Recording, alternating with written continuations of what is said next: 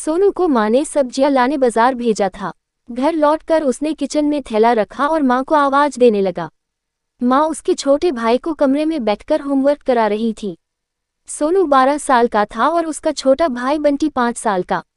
बड़े होने के कारण माँ उससे घर के छोटे मोटे काम करवाने लगी थी, जैसे दुकान से सामान लाना, बाजार से सब्जी लाना, बगीचे की साफ सफाई करना, अपनी साइकिल धोना, अपना कमरा साफ करना, अपने कपड़े प्रेस करना। सोनू काम तो करता, लेकिन उसके मन में हमेशा रहता कि मुझे इतना काम करना पड़ता है और इसके बदले मुझे कुछ भी नहीं मिलता। आज उसने सोच रखा था कि इस बारे में अपनी माँ से बात करेगा, लेकिन उसकी हिम्मत ही नहीं हुई। इसलिए उसने एक कागज में सब कुछ लिखकर माँ को देने का मन बनाया। कुछ देर बाद वह कागज लेकर कमरे में गया, जहाँ उसकी माँ बंटी को होमवर्क करवा रही थी।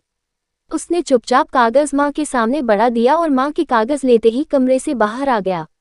माँ कागज पढ़ने लगी। उसमें लिखा था, माँ मैंने इस सप्ताह जो भी काम किया उसका हिसाब इस कागज में लिख रहा हूँ।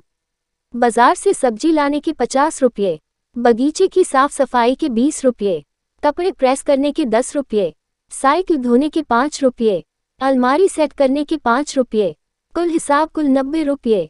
माँ मुझे इन कामों के जो भी पैसे बने हैं वो पॉकेट मनी के रूप में चाहिए। आखिर कोई भी काम मुफ्त में नहीं किया जाता। आपका बेटा सोनू। माँ बेटे का मैसेज पढ़कर मुस्कुराई, फिर एक कागज पर कुछ लिखने लगी। कुछ देर बाद वो आंगन में गई, जहाँ झूले पर सोनू बैठा हुआ था।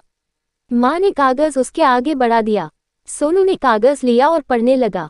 कागज में लिखा था, बेटा तुमने अपना हिसाब दिया, अब मेरी बारी है, ये मेरा हिसाब। 9 महीने मैंने तुम्हें अपनी कोख में रखा, उसकी कीमत कुछ नहीं। तुम भूखे होते थे तब तुम्हें अपना दूध पिलाने की कीमत कुछ नहीं।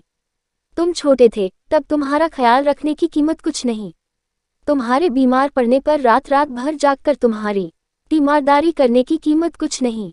इन सब से बढ़कर तुम्हारे लिए मेरे प्यार की कीमत तो लगाए ही नहीं जा सकती, वो तो अनमोल है।